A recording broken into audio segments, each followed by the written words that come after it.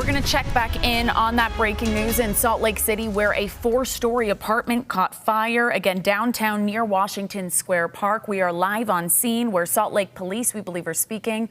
Let's take a listen in. People inside the building. What kind of building is it? It's an apartment building. It's a 4-story. It's called the Chateau Marmalade, I believe. Just right here on 400 East. And then was the fire concentrated to one unit, or is it like a hallway? It seems like it was just sort of contained to one floor. I'm not sure if it had transmitted to any other apartments. Our investigators are on the scene right now, determining cause and origin, and just gaining evidence and doing any interviews and doing their investigative work. It may take some time for us to determine how the fire started, and but they've done an extensive overhaul. They feel comfortable that we're able to clear units from this fire incident. Any early preliminary assessment of the damage? Unknown at this time. Yeah. Do you think the people who live in that building would be able to return it? Well, like I said before, the building was vacant at the time.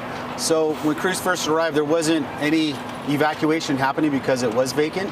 But like I said, we just go in to make sure that there's no one inside, because sometimes these buildings, people try to gain safe refuge and just get out of these colder nights, and sometimes they get into these buildings. The person that was treated, were they treated on scene, or were they taken to the hospital? They were treated on scene and transported to a local hospital just as a precaution.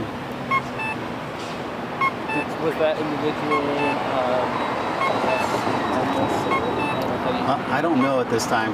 Yeah, not sure if they're experiencing homelessness or not. do you have like a preliminary estimate of what caused this fire? No, that's still under investigation. In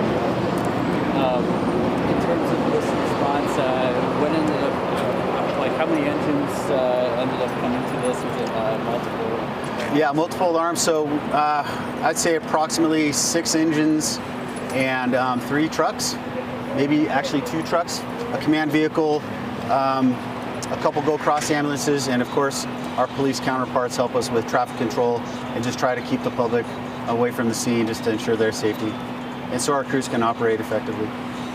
Any estimate on how long the traffic lockup will be? I can imagine we'd be, our crews are buttoning up right now. We just got to get our hose lines back and our equipment back on the rigs, but I imagine we should be able to have this completely clear probably within the next half hour or so. At least one lane we can get back, and then hopefully we can get all of them back. We're eager to get back to service so we can be responsive. Can you talk a little bit about fires kind of in this weather? Like you said, it's a little colder, and sometimes in vacant buildings, people take refuge.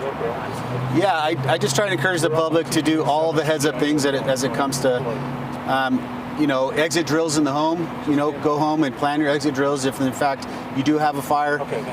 Smoke detectors, we're a big proponent of that. Change your smoke detectors. We're about to have daylight savings time again this weekend, so we usually tell the public, make sure you change your batteries when you change your clocks. That's kind of a standard message for us. And then just general fire safety with any sort of heating appliances. You want them directly plugged into a wall, like your space heaters and stuff like that, and that outlet has a ground surge protector associated with it too. And then just keep stuff, flammables away from anything that is emitting heat, as well as maintain your furnaces, all that kind of stuff. I mean, I just did mine at my house, changing the filters, and it's always good to get some preventive maintenance on that stuff with your the contractor for HVAC that you trust. All right, you just heard from Salt Lake City emergency crews there. They were giving you some advice on fire safety. Keep in mind, there was a 4-story apartment that caught fire. It was on 73rd South and 400 East, the Chateau Normandy apartment. This is a few blocks away from Washington Square Park. Again, we have crews there. We're going to check in with them later tonight on ABC4 News at 5.